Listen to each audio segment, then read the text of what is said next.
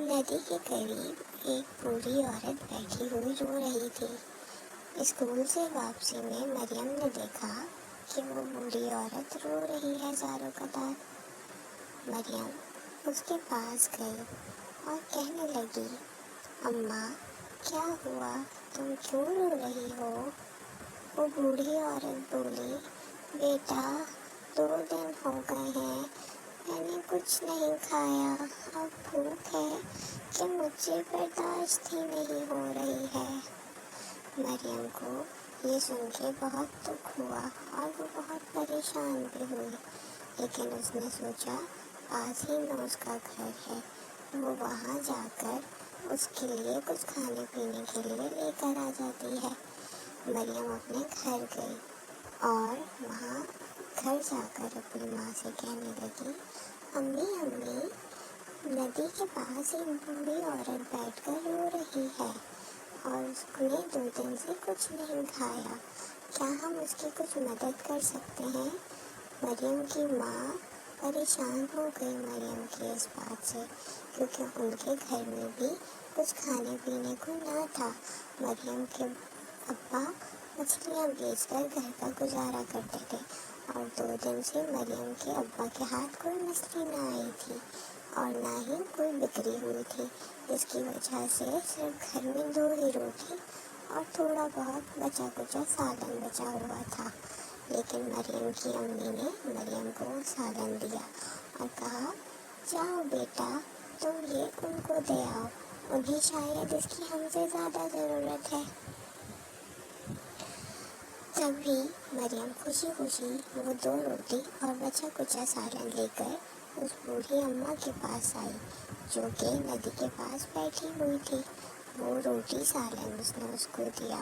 وہ بوڑھی عورت اس روٹی سالن کو دیکھ کر بہت خوش ہوئی اور اس نے پیٹ بھر کے کھانا کھایا اور مریم کو ڈھیر ساری دعائیں دیں۔ اب مریم کی اماں بہت ہی زیادہ پریشان تھی، کیونکہ گھر میں جو کچھ تھا وہ انہوں نے مریم کو دے دیا تھا۔ اب وہ سوچ میں پڑ گئی تھی کہ اب مریم واپس آ کر کھانا مانگے گی تو وہ اسے کیا دیں گی۔ وہ اتنی سوچ ہی رہی تھی کہ مریم کے ابا ندی کے پاس سے واپس آئے اور انہوں نے ایک پیسوں سے بھرا ہوا تھیلا مریم کی اماں کو دیا اور کہا کہ بازار جا کر کچھ کھانے پینے کا انتظام کر لو۔ مریم کی اماں اس وقت حیرت میں پڑ گئی اور انہوں نے کہا کہ اتنے سارے روپے کہاں سے ملے؟ مریم کے ابا بولے، ارے بیگم کیا بتائیں، آج مچھلیاں پکڑنے کے لیے جیسے ہی ندی میں جال پھینکا تو مچھلیاں تو کچھ ہاتھ نہ آئی، لیکن ہاں یہ نوٹوں سے بھرا تھیلا ہمیں ملا ہے جو کہ ہم لے کر آ گئے، شاید اوپر والے نے ہماری مدد کی ہے۔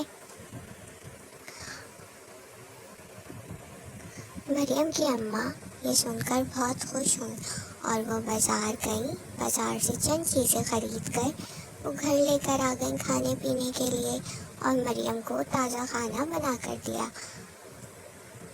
مریم بھی وہ کھانا کھا کر بہت خوش ہوئی اور دوسرے دن وہ دوبارہ اسکول کے راستے سے گزری تو وہاں وہ بوڑھی عورت موجود نہ تھی۔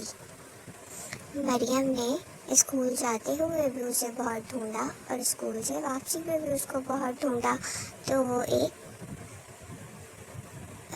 پری کی صورت میں وہ عورت واپس آئی اور مریم سے کہنے لگی، تم لوگوں نے میری مدد کی تھی اس لیے میں نے تمہاری مدد کی ہے۔ اچھے انسان کی اللہ بھی مدد کرتا ہے، چاہے وہ کتنا ہی پریشان کیوں نہ ہو، لیکن اگر وہ دوسرے انسان کی مدد اپنی پریشانی سے بڑھ کر کرتا ہے تو اللہ بھی اس کی مدد کرتا ہے اور اس سے بہت خوش ہوتا ہے۔ تو یہ اللہ کی طرف سے مدد تھی تمہاری۔ یہ سن کر مریم بہت خوش ہوئی اور سارا واقعہ اس نے جا کر اپنے اماں اور ابا کو بتایا۔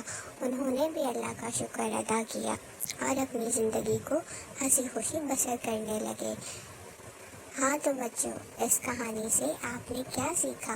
ہمیں اپنی پریشانیوں کو کم کرتے ہوئے اور دوسروں کی پریشانیوں کو مد نظر رکھتے ہوئے دوسروں کی مدد پہلے کرنی چاہیے، تاکہ دوسرے انسان کی مدد بھی ہو جائے اور اللہ ہم سے خوش بھی ہو جائے۔